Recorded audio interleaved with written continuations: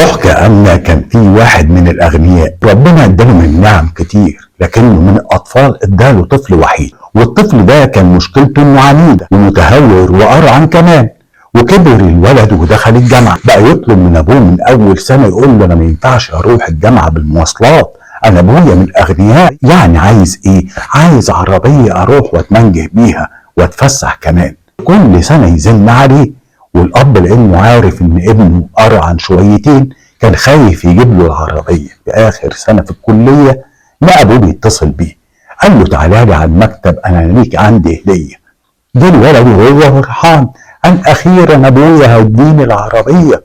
دخل عليه المكتب، وأول ما شافه ابتسم وقال له خد امسك ادي الهدية. بيبص الولد لقى أبوه بيديله حتة نوتة، قال له إيه دوا؟ هي دي الهدية؟ فين العربية؟ قال له يا ابني بس اسمع. قال له اسمع ايه؟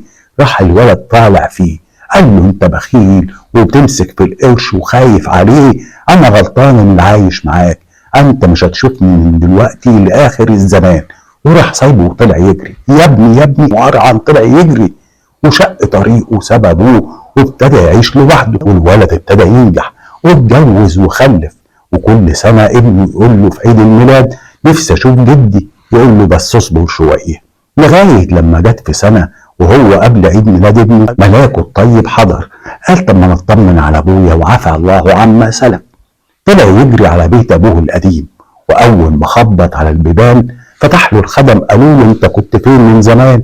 قال لهم ايه في ايه؟ قالوا له ابوك الله يرحمه توفى من سنين وقاعد طول عمره حزين. الولد بقى مكتئب، دخل على اوضه المكتب بتاعه ابوه وقعد يستعيد الذكريات لما كان واقف معاه اخر مره وسابه وجري من سنين. وهو قاعد بيقلب شويتين لقى قدامه الاوراق بتاعت ابوه، بيفتش فيها ويبص عليها، لقى النوتة اللي كانت هدية ليه.